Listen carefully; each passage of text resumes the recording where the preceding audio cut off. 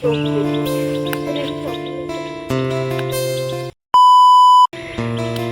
ồ, sao lại ra ạ?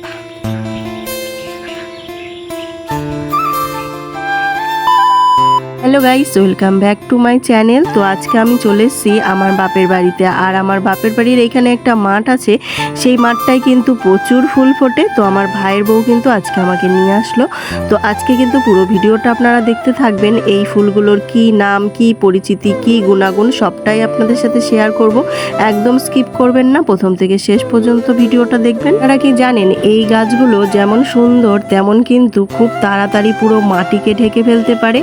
অনেকে কিন্তু সৌন্দর্যের রানী বলে, অনেকে কিন্তু আগাছা বলে গাছগুলো তুলে ফেলে দেন। এটা কিন্তু খুবই সুন্দর, ফুলটা দেখতে একদম সূর্যমুখী ফুলের মতন। তো চলুন দেখাই।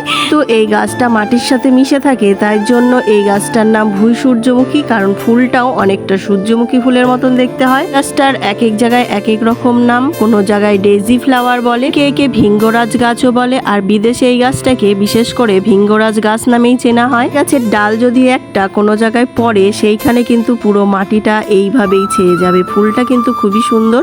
আর এই যে পাতার রসটা আমি ছিঁড়ে নিয়েছি, এই পাতার রস কিন্তু ক্ষতস্থানে লাগালে দ্রুত ভালো হয়। গাছটা সাধারণত বাড়ির আশেপাশে ঝোপ জঙ্গলেই দেখা যায়। এটাকে অনেকে মহাভিঙ্গরাজ গাছও বলে থাকেন। গাছের ফুলটা যদি চেবানো হয়, ঝাঁঝালো টুথপেস্টের মতন টেস্ট হয়। তা কিন্তু দাঁত বা মাড়ির জন্য খুবই উপকারী।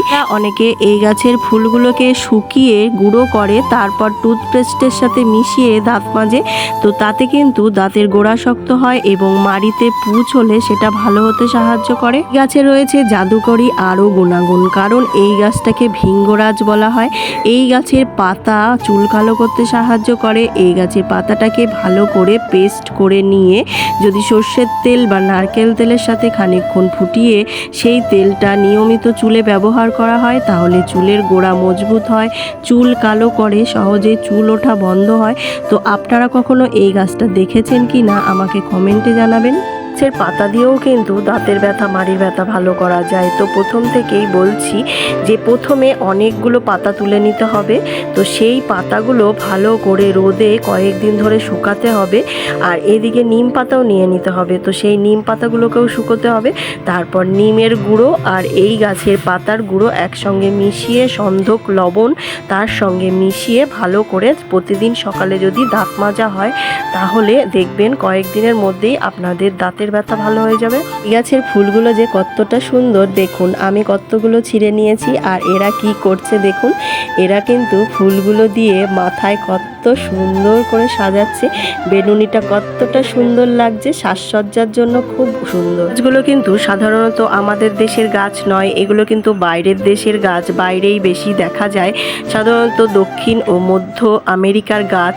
তো পরবর্তীতে ভারত, বাংলাদেশ, নানা রকম দেশে এই গাছটি ছড়িয়ে গেছে। দেখুন কতটা সুন্দর লাগছে, দেখে মনে হচ্ছে আমি কোনো সূর্যমুখীর বাগানে চলে এসেছি। মিনি সূর্যমুখী, এটাকে আপনারা মিনি সূর্যমুখীও বলতে পারেন, অনেকে ভুঁই সূর্যমুখী বলে। তো দেখুন ফুলগুলো এতটা সুন্দর, চোখ জুড়ানো, পুরো মাঠটা ভরে পুরো রয়েছে ছড়িয়ে। এখানে প্রথম প্রথম হয়তো দুই একটা চারা ছিল, তারপর পুরো মাঠটাই ছড়িয়ে গেছে। ফুলগুলোকে কিন্তু ঘরে সাজিয়ে রাখলেও খুব সুন্দর লাগে। তো আমি এখান থেকে ফুলগুলো বাড়িতে নিয়ে যাব এবং একটি গ্লাসে জল দিয়ে ফুলগুলোকে রেখে দেবো। তো অনেক দিন পর্যন্ত সুন্দর থাকবে। তো আজকের মতন ভিডিওটা এই পর্যন্তই। আর আপনারা এই গাছটি ব্যবহার করার আগে অবশ্যই আয়ুর্বেদিক চিকিৎসকের পরামর্শ নেবেন। আমি শুধু আপনাদের জানানোর উদ্দেশ্যেই ভিডিওটা বানাই। মতন ভিডিওটা এই পর্যন্তই। ভালো লাগলে লাইক, কমেন্ট, শেয়ার, সাবস্ক্রাইব করবেন। আপনারা ভালো থাকবেন, সুস্থ থাকবেন।